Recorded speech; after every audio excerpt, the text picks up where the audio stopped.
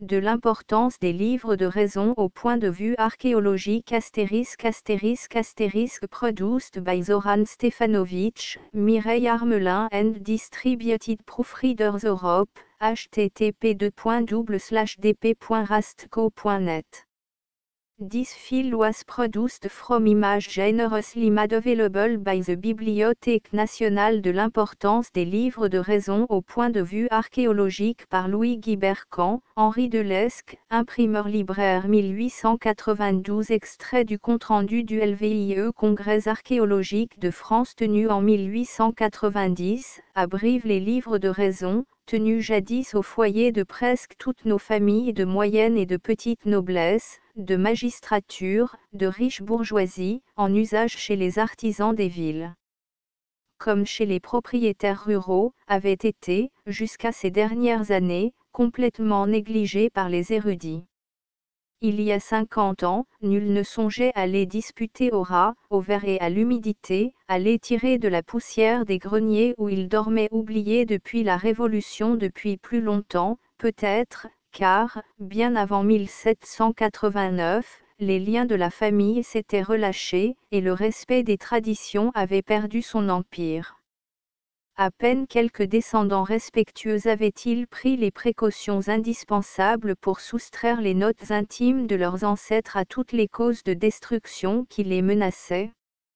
Un certain nombre de manuscrits domestiques furent ainsi sauvés, mais on ne les feuilleta guère, et, dans ceux qu'on ouvrit, on chercha surtout des renseignements généalogiques.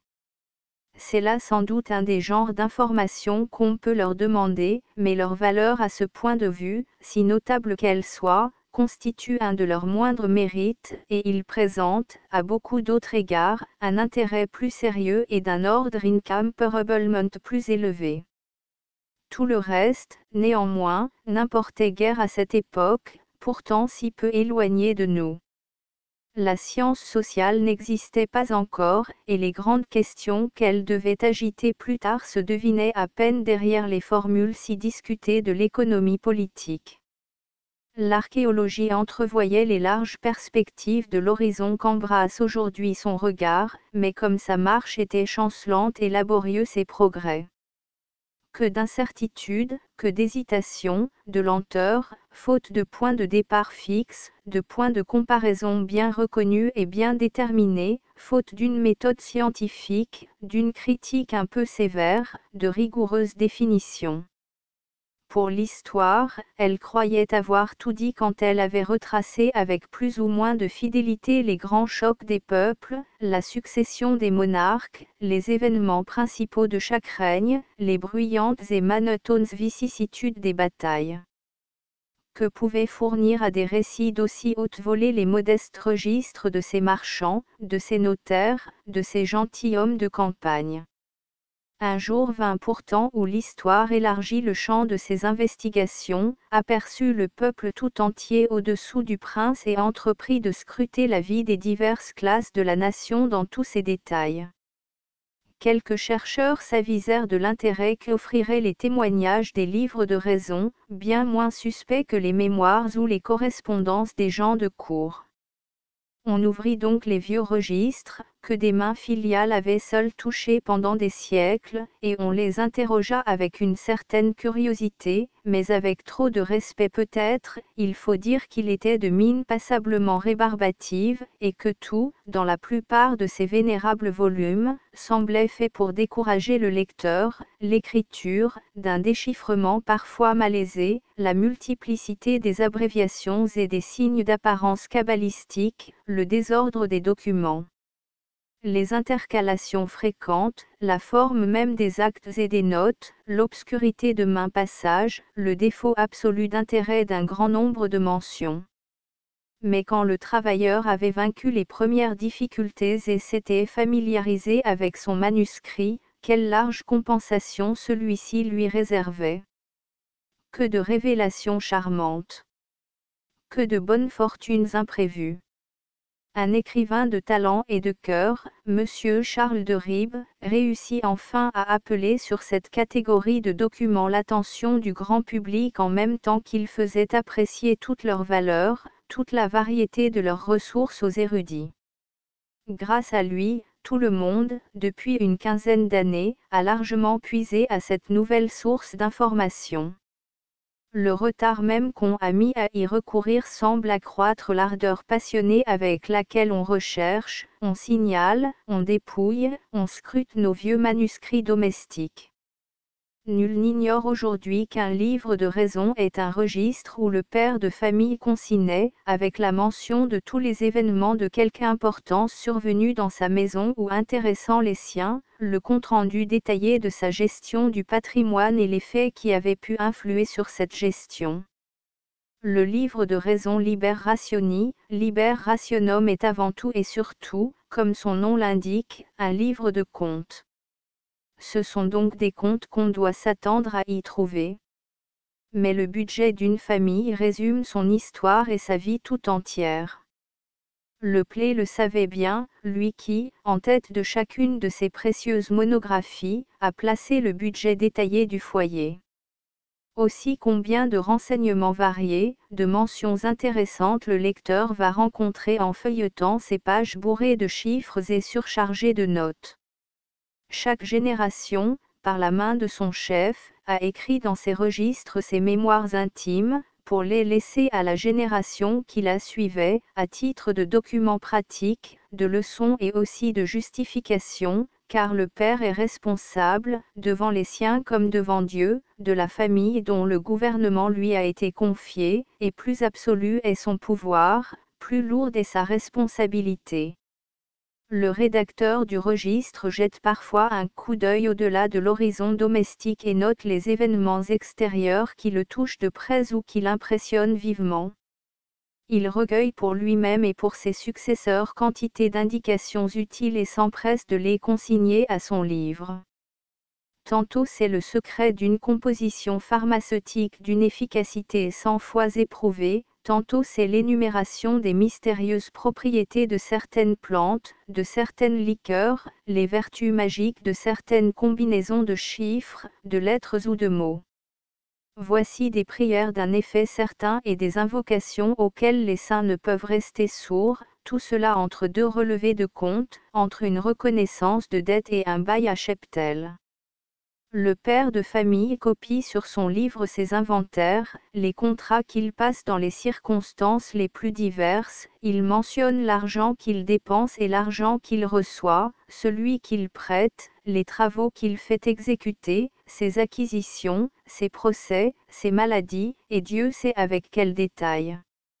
La note du médecin prend place au registre à côté de celle du meunier, du maçon, du boucher et du tailleur. Bref, il y a un peu de tout, ou, pour parler plus exactement, beaucoup de tout dans ces livres si dédaignés naguère. On y rencontre surtout ce qu'on ne pourrait espérer de trouver nulle part ailleurs, des notes intimes, écrites pour les enfants et non destinées au public. Sauf quelques indications sommaires données sur 3 ou 4 manuscrits de famille, par Monsieur l'abbé à Leclerc, dans ses notes et ses additions aux nobiliaires de la Généralité de Limoges, de l'abbé Nadeau, aucun livre de raison, limousin ou marchois, n'avait encore été, à la date de 1877, l'objet d'une étude sérieuse.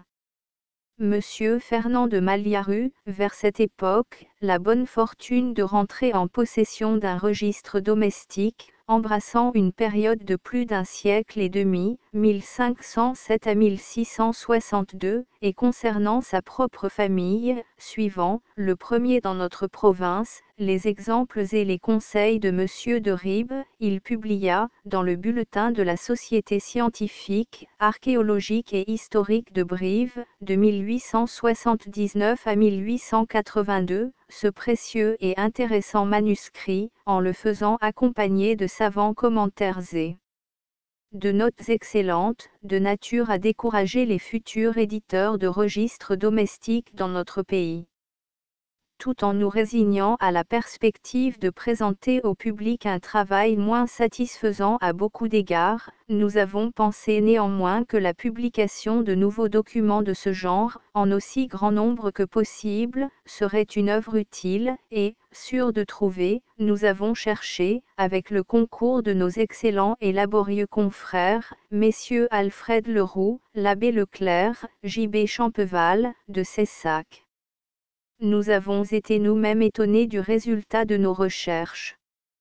Qu'on en juge, il y a 12 ans, nous ne connaissions, pour tout l'ancien diocèse de Limoges, que le texte du seul livre de raison des de Maillard.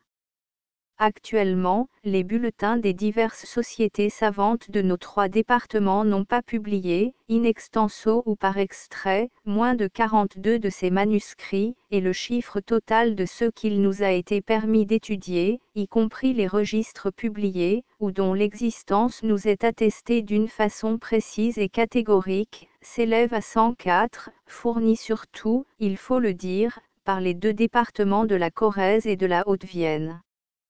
Il serait trop long d'en donner ici le relevé, du reste, il ne faut pas se hâter de publier ce catalogue afin de ne pas s'exposer à y laisser de trop importantes lacunes, mais il vous paraîtra peut-être intéressant de savoir dans quelle proportion les diverses classes de la société, les diverses professions sont représentées à cette grande collection de mémoires domestiques. Nous avons tenu à faire ce dépouillement. Notre classification n'a rien d'absolument rigoureux, puisque beaucoup de ces registres ont été successivement tenus par plusieurs personnes, n'exerçant pas toujours la même profession. Toutefois, en assignant chaque livre de raison à son principal auteur, celui qui lui donne le trait essentiel et distinctif de sa physionomie, on peut dire que ce relevé ne manque pas d'une certaine exactitude. Tel qu'il est, il nous a semblé mériter votre attention. Le voici, prêtre. 12 gentilshommes, 5 magistrats, juges de tout rang. 15 fonctionnaires de divers ordres. 5 notaires. 8 avocats, hommes de loi ou d'affaires. 7 chirurgiens. Un imprimeur. 3 négociants et riches bourgeois. 28 petits marchands, aubergistes, propriétaires de campagne. 16 industriels et artisans. 3 dames nobles. Un total égal. 104. Le plus ancien des livres de ce genre dont nous possédions le texte est celui d'un juge de Saint-Junien, Pierre Espron, renfermant des mentions qui remontent à 1384, mais nous avons la preuve, par un passage du manuscrit des Benoît, de Limoges, que, dès le XIIIe siècle, de semblables registres existaient au moins au foyer des familles considérables de notre pays.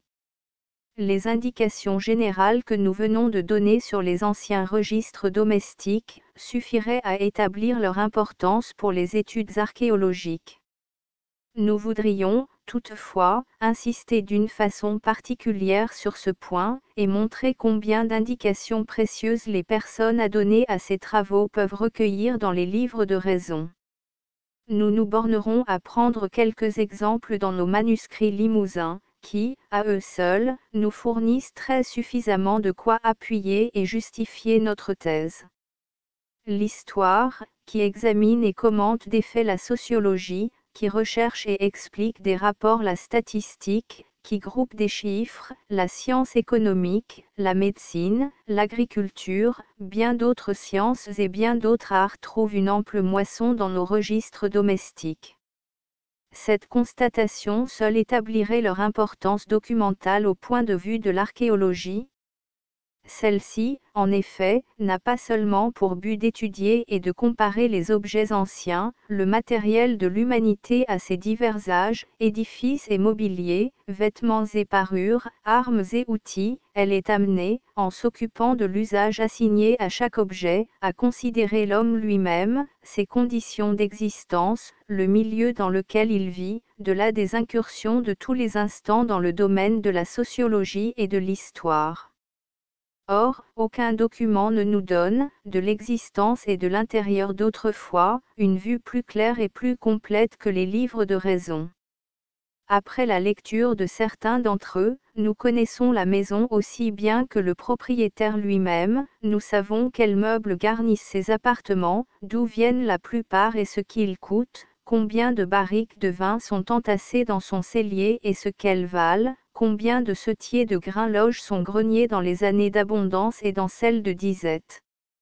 Feuilletez le livre des Maillard de Brive par exemple, quels renseignements précis sur toutes choses et comme ces 1000 détails caractéristiques vous mettent pour ainsi dire chaque objet sous les yeux.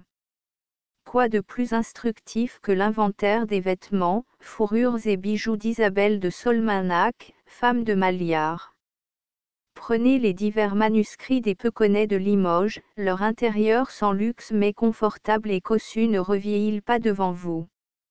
Voici le coffre de bahut, acheté à Paris, les 3 lits avec leur garniture en tapisserie de Bergame, les 18 chaises recouvertes de la même étoffe et dont le bois celui d'une douzaine tout au moins a été acheté vers le même temps c'est-à-dire en 1661. Des 8 pièces de Bergame qui, avec un grand tapis sont revenues y compris le port et la douane à 91 livres 10 sous, il en a été réservé une. Le père de famille a soin de l'indiquer lui-même pour décorer la façade de sa demeure les jours de procession solennelle. Parcourez le cahier domestique du lieutenant-général Martial de Guay, 1591 à 1602. Vous y noterez à chaque page des mentions d'un réel intérêt. Ce ne sera pas seulement son mobilier que vous connaîtrez au bout de quelques heures de lecture, ce seront ses vêtements et ceux de sa femme, les bijoux et les parures de celle-ci, les armes du magistrat, vous le verrez s'adresser à un maître de forge pour avoir de bonnes plaques de fer et les donner à un habile ouvrier de Limoges qui lui en fabriquera une armure complète, plus une cuirasse pour un de ses valets. On est au temps de la Ligue et trop souvent la main se porte à l'épée. Tout le monde sait quel prix l'archéologie attache à juste titre aux inventaires, il n'est presque point de livres de raison qui n'en contiennent plusieurs, tantôt amples et minutieux, comme ceux du registre des Maillard, tantôt plus modestes et plus sommaires, comme ceux du livre de Pierre Espron. Il y a, dans les notes relatives aux arrangements de famille, des détails extrêmement précieux sur certains bijoux, certains objets rares.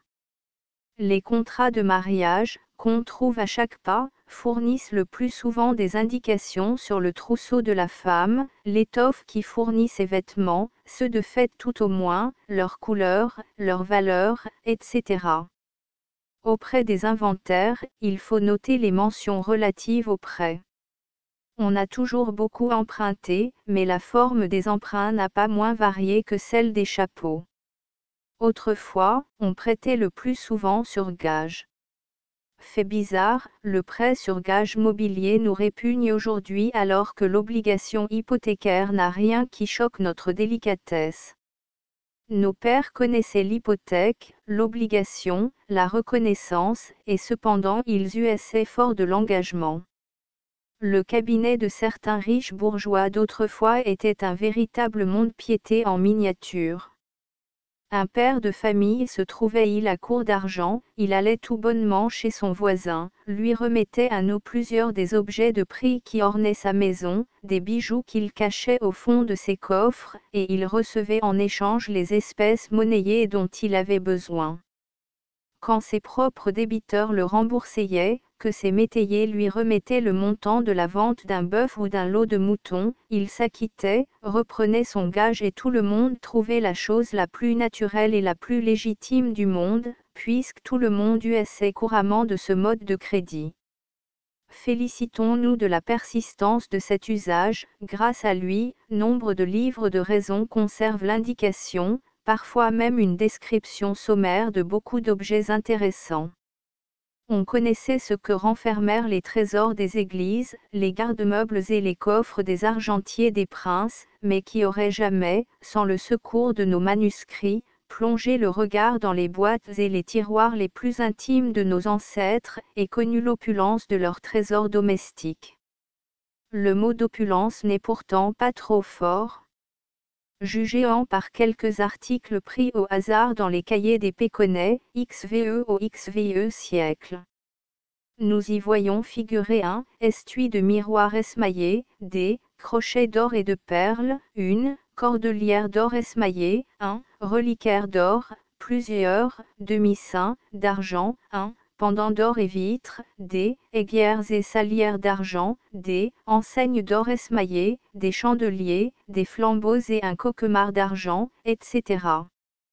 La vaisselle d'argent fait son apparition non seulement dans les relevés de cette nature, mais aussi dans les notes concernant les partages de famille, au registre des tecandiers de l'aumônerie, notamment, 1636 à 1703. On trouve des cuillères et des gobelets d'argent, façon de Limoges, chez les Péconnais, qui appartenaient à une famille d'orfèvres, mais ces derniers se servaient surtout, comme la plupart des riches bourgeois de leur temps, de vaisselle d'étain fin. L'un d'eux, Jean Péconnet, 1644 à 1678, donne complaisamment le détail d'un service de ce genre qu'il a acheté à Paris, lors d'un de ses voyages. Toutes les pièces sont à ses armes et portent en outre ses initiales. Qu'on juge si cette vaisselle est soigneusement conservée et si on prend des précautions pour la garantir contre la négligence ou la brutalité des domestiques. Le maître de maison inventorie du reste tout ce qui est laissé à la disposition de ces derniers. C'est ainsi que le sieur Ben, de Mémac, milieu du XVe siècle, note le nombre exact d'assiettes, plats, écuelles remis par lui à sa servante pour les besoins journaliers du ménage et dont elle lui devra compte au bout de l'année. Que dirons-nous du chapitre des achats et des cadeaux ? Sous ce rapport, le journal d'Élie de Roffignac, 1588 à 89, est sans contredit un des manuscrits les plus intéressants qui nous soit passé par les mains. La note des dépenses quotidiennes du gentilhomme nous apprend ce qu'il mange, comment il s'habille, comment il s'éclaire. Nous le voyons faire demander au boucher tantôt une longe de velle, tantôt un gigot de porc, ou la moitié d'un mouton. Parfois il envoie un de ses domestiques à Brive ou à Tulle pour acheter une demi-douzaine d'oranges, des amandes, du riz, du sucre, des épices, du gibier, bécasses, lièvres et perdrix, pour les jours de gala, des ufs, de la morue ou des harengs pour les jours d'abstinence. De temps en temps le journal enregistre l'achat d'un paquet de chandelles, de 8, 10 ou 12 livres en général, ailleurs on note des gants, des chaussures, des rubans, 5 sous d'aiguilles, 6 milliers d'épingles, des matières pour faire de l'encre, une écritoire, un étui de lunettes, des colliers de lévrier, des drogues, des étriers, de la toile, de la passementerie.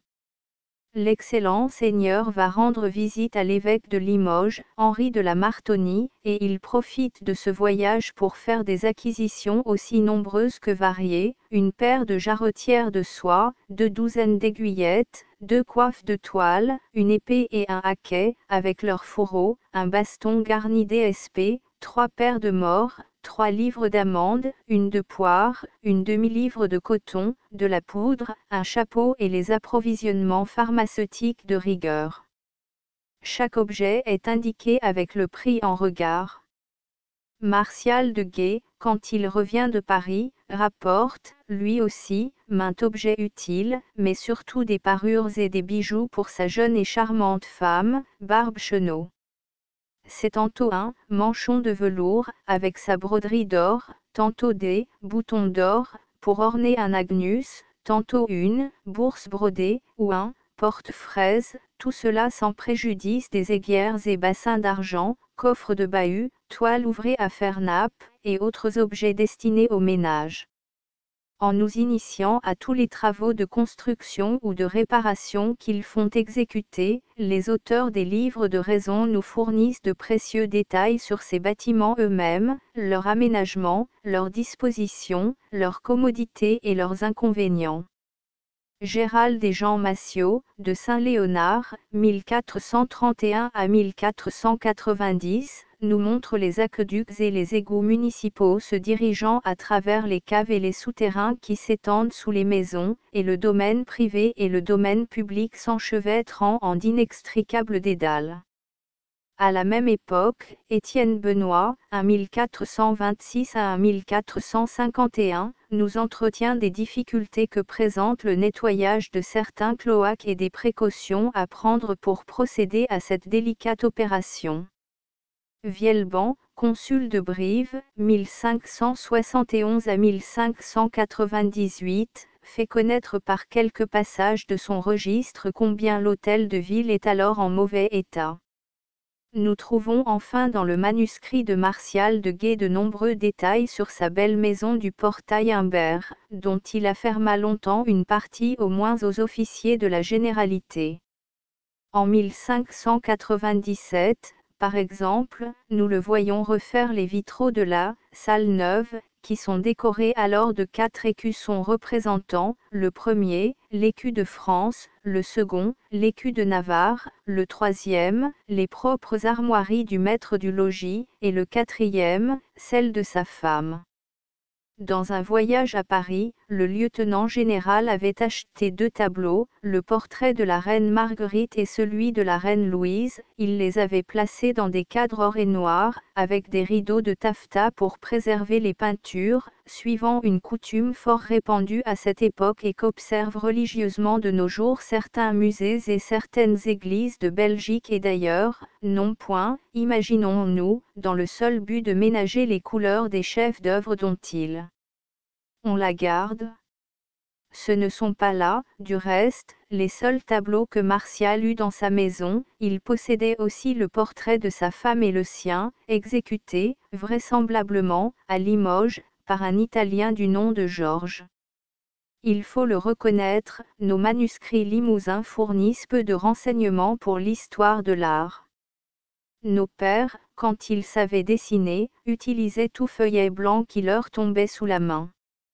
Un vieux traité de perspective, de Artificiali Perspectiva, Toul, 1521, relié avec les regoles générales de Archietura, de Serlio, et conservé à la bibliothèque communale de Limoges, montre sur ses marges et ses pages blanches de curieux dessins à la plume et à la sanguine, exécutés en 1609 et 1610, par Jean Guibert, maître escripévin et peintre. Les livres de raison, comme les ouvrages de bibliothèque, sont parfois illustrés de la sorte. Tel est celui que nous attribuons à Jacques Joffre, de Brive, 1698 à 1774. Plusieurs de ces pages sont couvertes de dessins à la sanguine, retouchés à l'encre, et non sans intérêt. On y voit des esquisses de la tête du Christ, de la Vierge, de Saint Jean, des saintes femmes, des études assez curieuses pour les figures et le geste des bourreaux de la flagellation, des portraits, etc. Antoine Reis, curé de Goules, a collé sur son registre, 1668 à 1674, un certain nombre de gravures dont la plupart sont tracées d'une pointe naïve à l'excès et passablement barbare.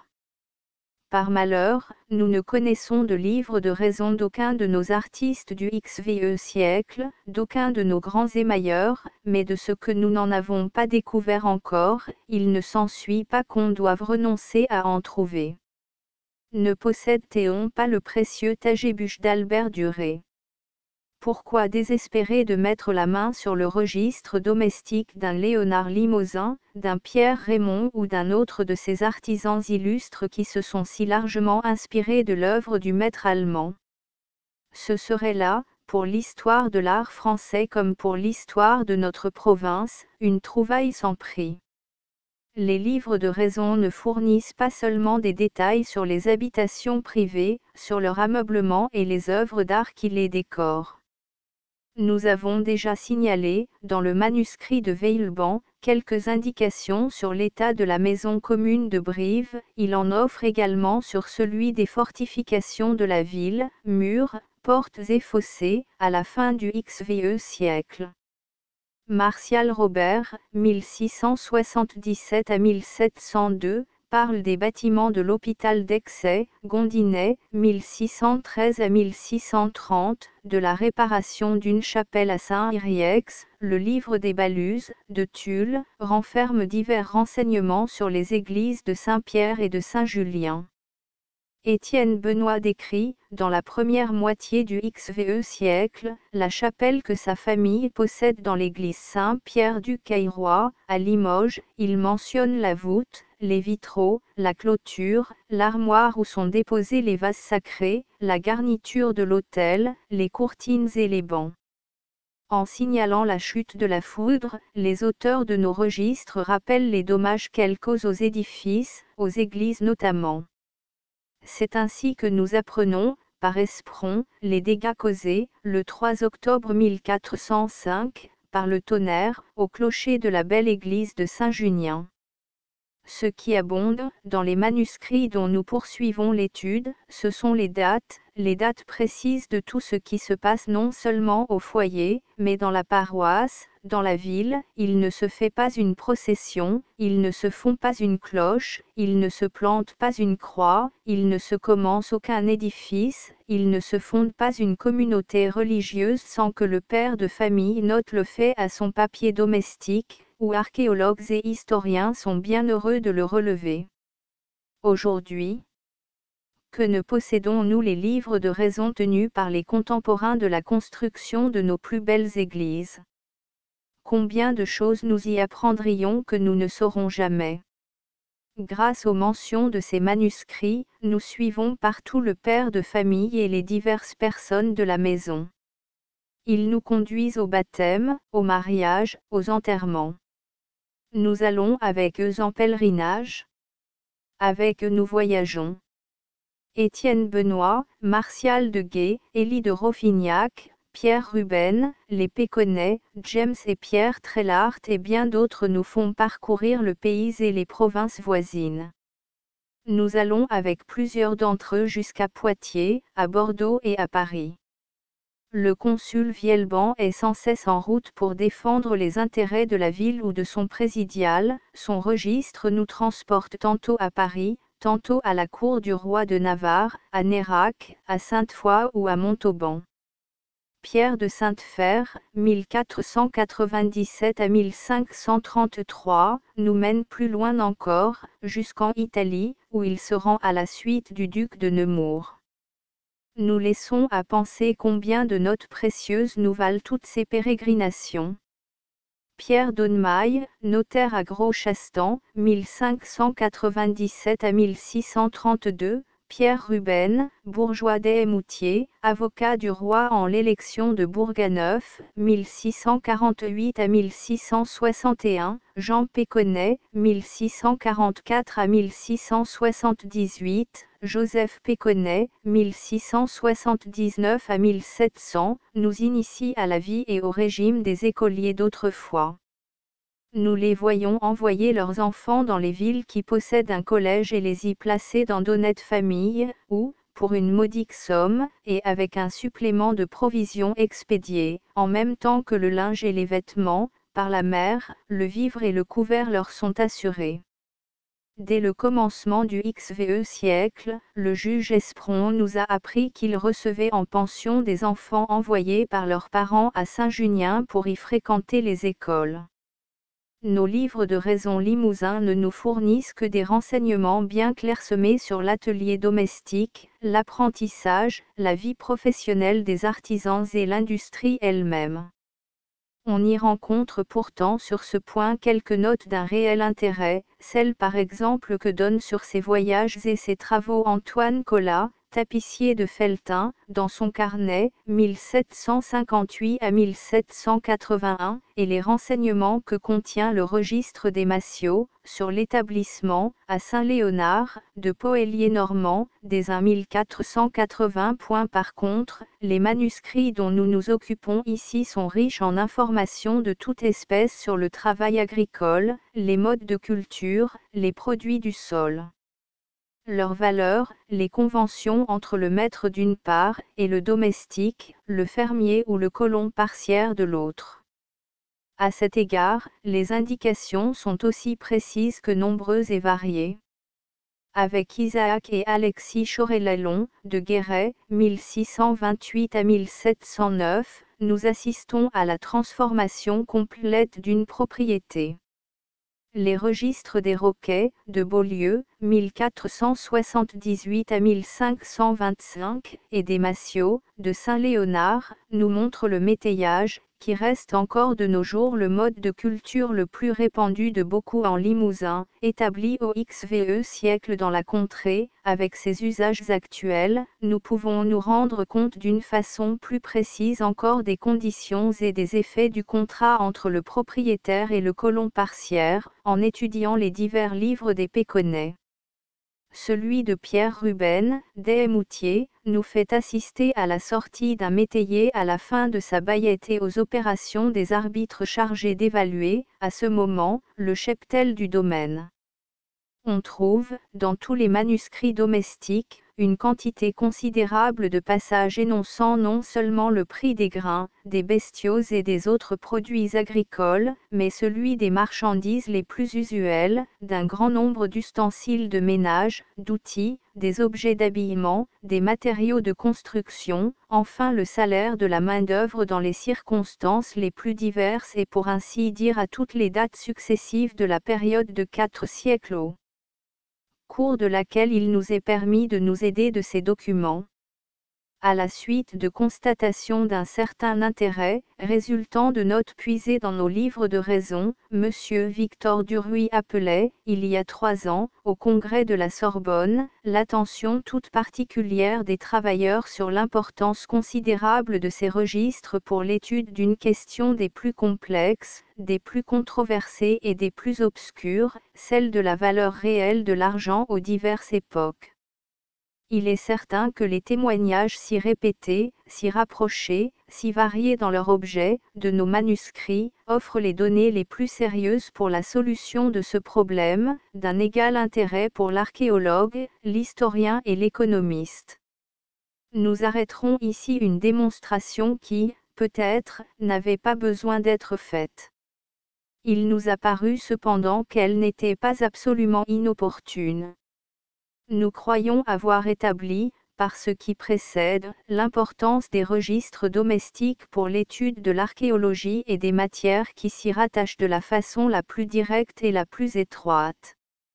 Souhaitons, en finissant, que de nouvelles découvertes viennent augmenter dans un bref délai la collection, déjà si riche et si précieuse, de nos livres de raison français, et en particulier de nos registres limousins. De l'importance des livres de raison au point de vue archéologique, Campoin Imprimerie Henri Delesque, rue Froide, 2 et 4. Fin. Astérisque End of the Project Gutenberg e-book de l'importance des livres de raison au point de vue archéologique Updated editions will replace the previous ones. The all editions will be renamed. Creating the works from print editions not protected by US copyright law means that no one owns the United States copyright in these works, so the Foundation, and you, can copy and distribute it in the United States without permission and without paying copyright royalty. Special rule, set forth in the general terms of use part of this license, apply to copying and distributing Project Gutenberg symbol marque commercial electronic works to protect the Project Gutenberg symbol marque commercial concept and trademark. Project Gutenberg is a registered trademark, and may not be used if you charge for an e-book, except by following the terms of the trademark license, including paying royalty for use of the Project Gutenberg trademark. If you do not charge anything for copy of this e-book, complying with the trademark license is very easy. You may use this e-book for nearly any purpose such as creation of derivative works, report, performance and research. Project Gutenberg e-books may be modified and printed and given away. You may do practically anything in the United States with e-books not protected by US copyright law.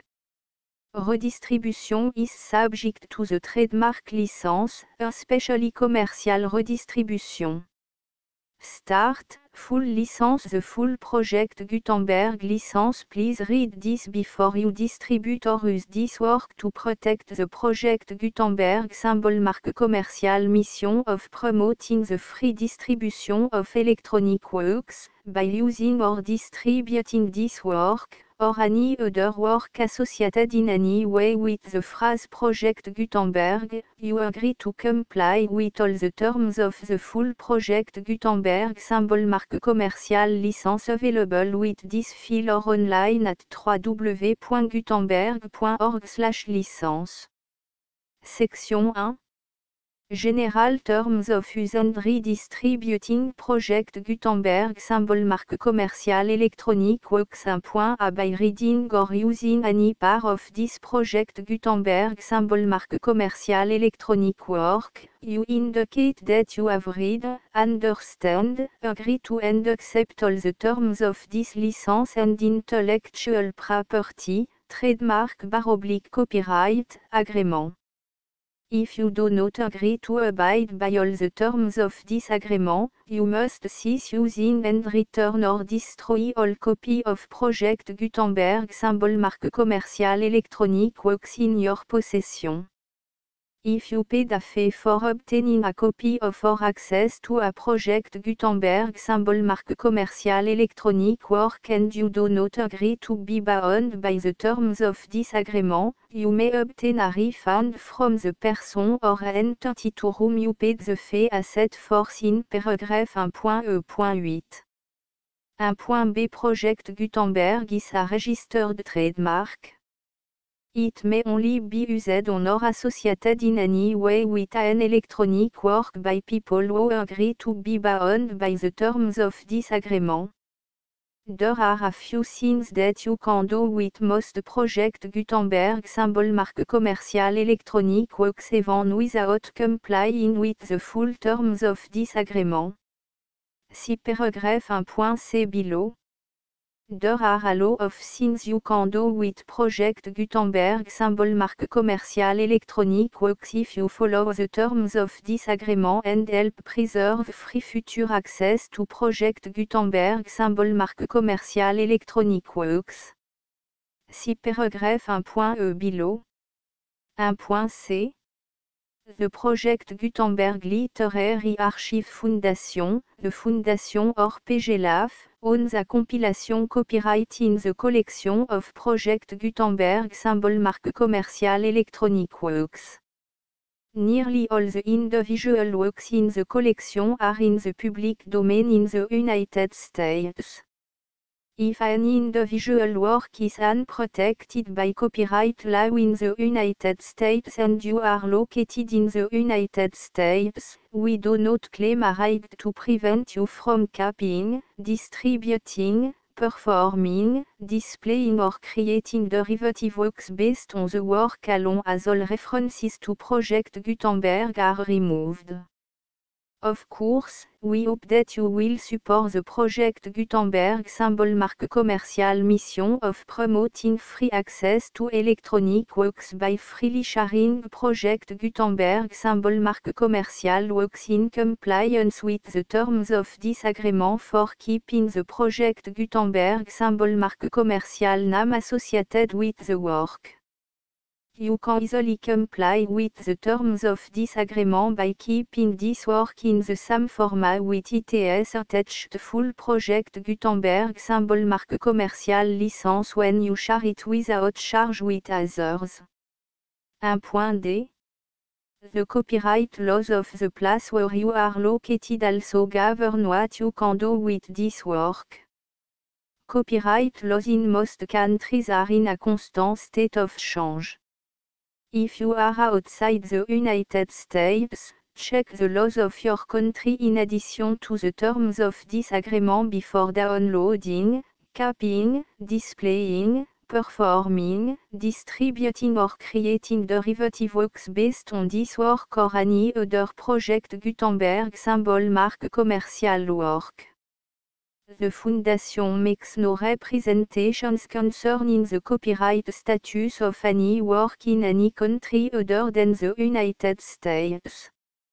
Unless you have removed all references to Project Gutenberg. 1. The following sentence, with active links to, or other immediate access to, the full Project Gutenberg symbol marque commercial license must appear prominently whenever any copy of a Project Gutenberg symbol marque commercial work, any work on which the phrase Project Gutenberg appears, or with which the phrase Project Gutenberg is associated, is accessed, displayed, performed, viewed, copied or distributed. This ebook is for the use of anyone anywhere in the United States and most other parts of the world at no cost and with almost no restriction whatsoever. You may copy it, give it away or reuse it under the terms of the Project Gutenberg license included with this ebook or online at www.gutenberg.org. If you are not located in the United States, you will have to check the laws of the country where you are located before using this ebook. 1.E.2 If an individual Project Gutenberg symbol marque commercial electronic work is derived from texts not protected by US copyright law, does not contain a notice indicating that it is posted with permission of the copyright holder, the work can be copied and distributed to anyone in the United States without paying any fees or charge. If you are redistributing or providing access to a work with the phrase Project Gutenberg associated with or appearing on the work, you must comply either with the requirements of paragraphs 1.E.1 through 1.E.7 or obtain permission for the use of the work and the Project Gutenberg symbol marque commercial trademark as set forth in paragraphs 1.E.8 or 1.E.9.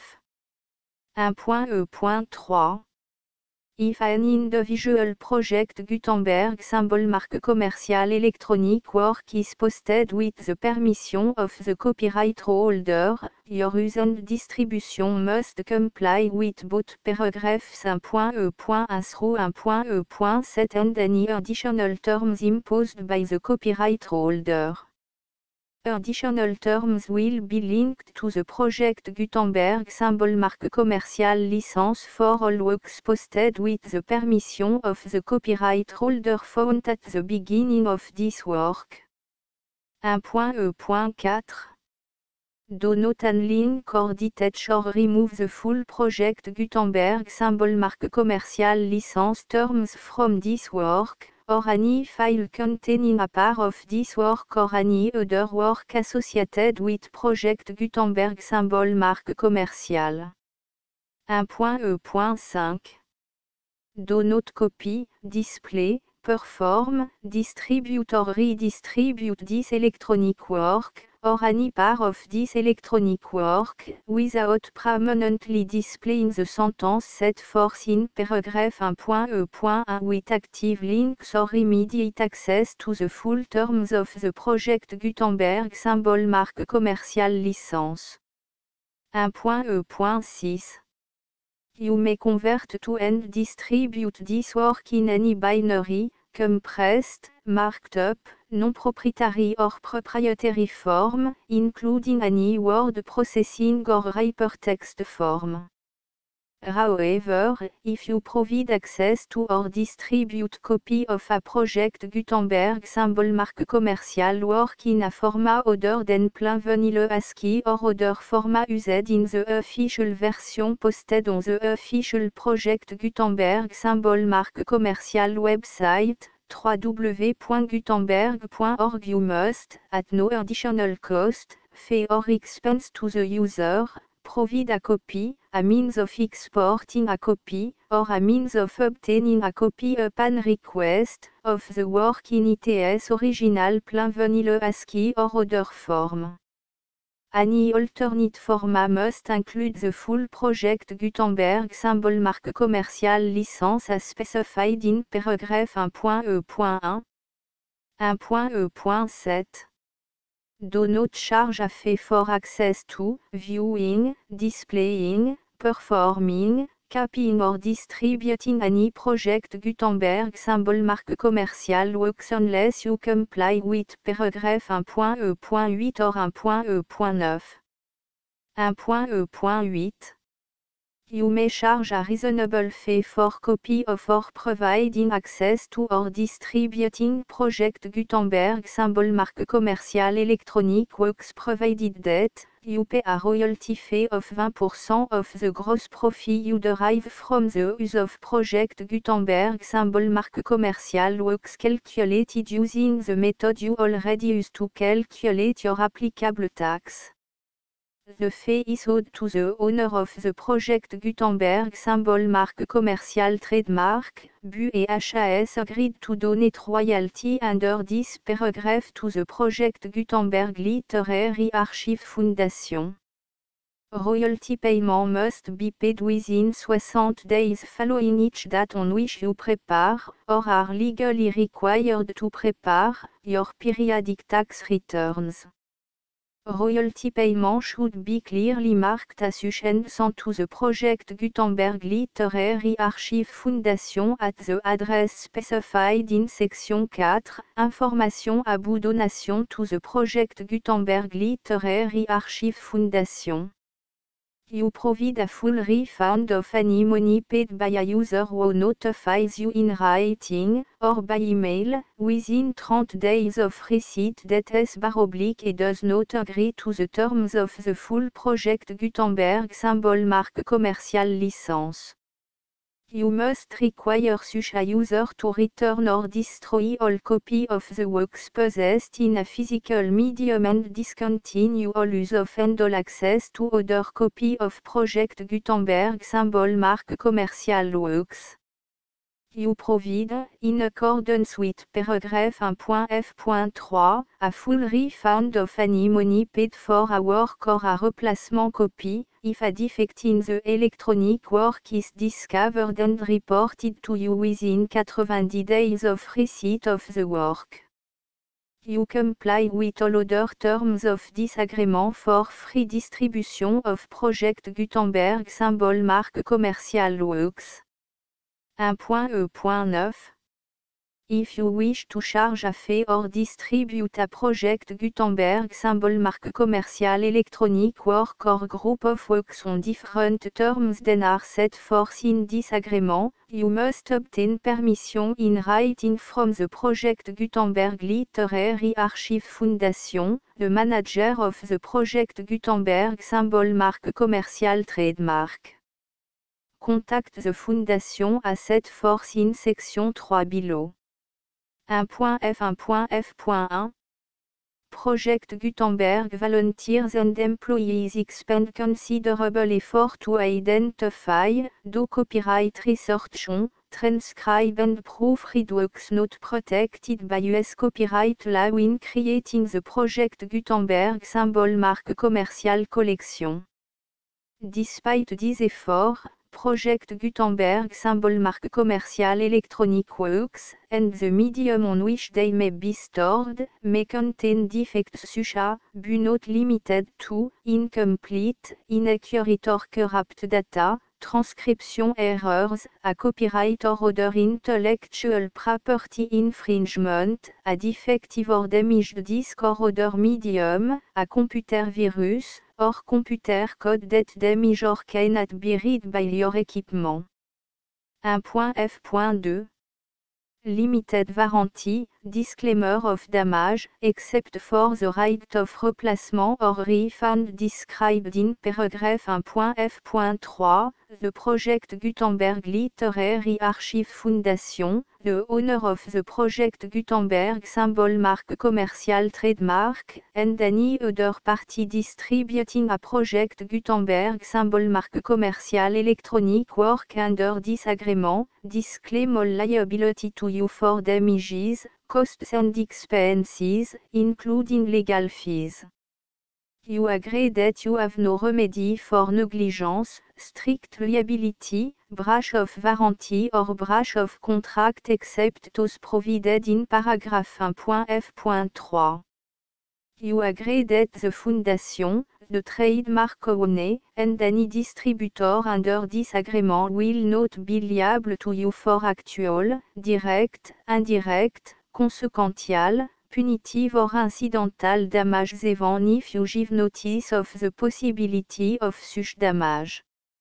1.f.3 Limited right of replacement or refund, if you discover a defect in this electronic work within 90 days of receiving it, you can receive a refund of the money, if any, you paid for it by sending a return explanation to the person you received the work from.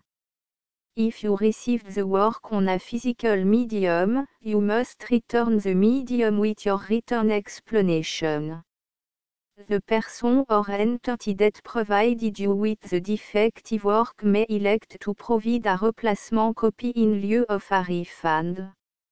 If you received the work electronically, the person or entity providing it to you may choose to give you a second opportunity to receive the work electronically in lieu of a refund. If the second copy is also defective, you may demand a refund in writing without further opportunities to fix the problem. 1.f.4 Except for the limited right of replacement or refund set forth in paragraph 1.f.3, this work is provided to you as, with no other warranties of any kind, express or imply, including but not limited to warranties of merchantability or fitness for any purpose. 1.f.5 Some states do not allow disclaimers of certain implied warranties or the exclusion or limitation of certain type of damages. If any disclaimer or limitation set forth in this agreement violates the law of the state applicable to this agreement, the agreement shall be interpreted to make the maximum disclaimer or limitation permitted by the applicable state law. The invalidity or unenforceability of any provision of this agreement shall not void the remaining provision. 1.f.6 Indemnity, you agree to indemnify and hold the foundation, the trademark owner, any agent or employee of the foundation, anyone providing copy of Project Gutenberg symbol marque commercial electronic works in accordance with this agreement, and any volunteers associated with the production, promotion and distribution of Project Gutenberg symbol marque commercial electronic works, harmless from all liability, costs and expenses, including legal fees, that arise directly or indirectly from any of the following which you do or cause to occur. A. Distribution of this or any Project Gutenberg symbol marque commercial work. B. Alteration, modification, or addition or deletions to any Project Gutenberg symbol marque commercial work. And C. Any defective cause. Section 2. Information about the mission of Project Gutenberg symbol marque commercial. Project Gutenberg symbol marque commercial is synonymous with the free distribution of electronic works in format readable by the widest variety of computer including obsolete, old, middle-aged and new computer. It exists because of the effort of hundreds of volunteers and donations from people in all walks of life. Volunteers and financial support to provide volunteers with the assistance they need are critical to reaching Project Gutenberg symbol marque commercial's goals and ensuring that the Project Gutenberg symbol marque commercial collection will remain freely available for generations to come. In 2001, the Project Gutenberg Literary Archive Foundation was created to provide a secure and permanent future for Project Gutenberg symbol marque commercial and future generations. To learn more about the project Gutenberg Literary Archive Foundation and how your efforts and donation can help, see section 3 and 4 and the Foundation information page at www.gutenberg.org. Section 3. Information about the project Gutenberg Literary Archive Foundation. The project Gutenberg Literary Archive Foundation is a non-profit 501 c3 educational corporation organized under the laws of the state of Mississippi and granted tax-exempt status by the Internal Revenue Service. The Foundation SEIN or Federal Tax Identification Number is 64 à 6 221 541. Contribution to the project Gutenberg Literary Archive Foundation are tax deductible to the full extent permitted by U.S. federal laws and your state's laws.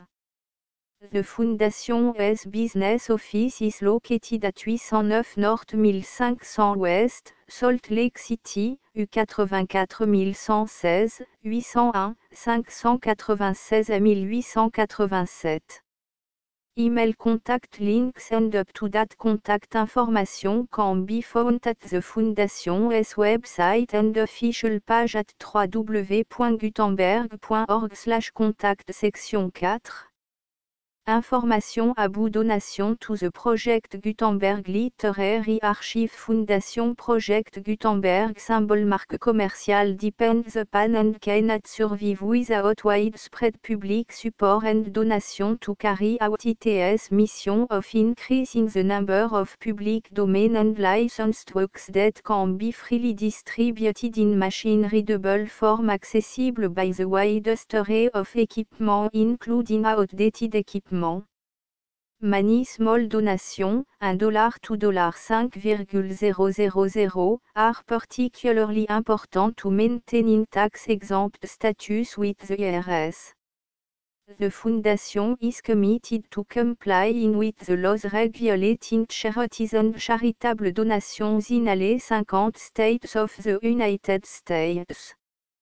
Compliance requirements are not uniform and it takes a considerable effort, much paperwork and money fees to meet and keep up with these requirements.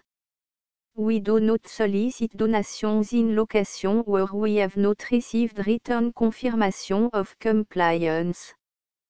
To send donation or determine the status of compliance for any particular state, visit www.gutenberg.org/donate.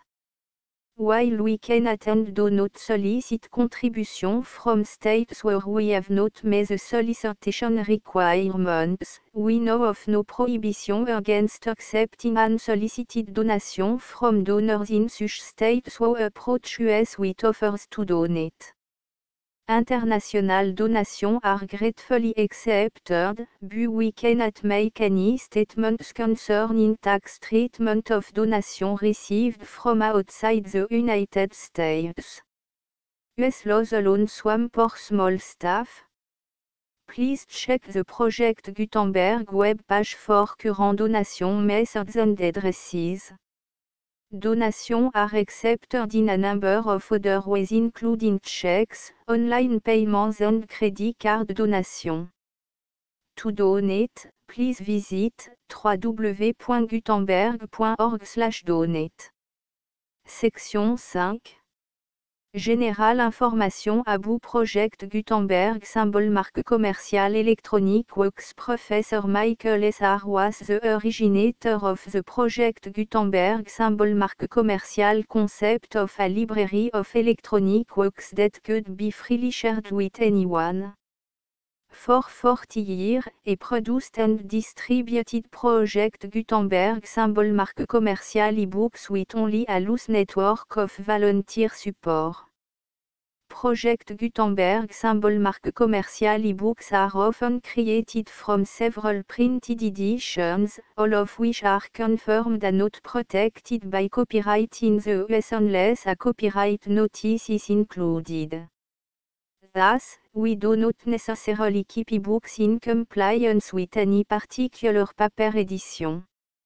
Most people start at our website which has the main page search facility, www.gutenberg.org. This website includes information about Project Gutenberg symbol marque commercial, including how to make donation to the Project Gutenberg Literary Archive Foundation, how to help produce our new ebooks, and how to subscribe to our email newsletter to read about new ebooks.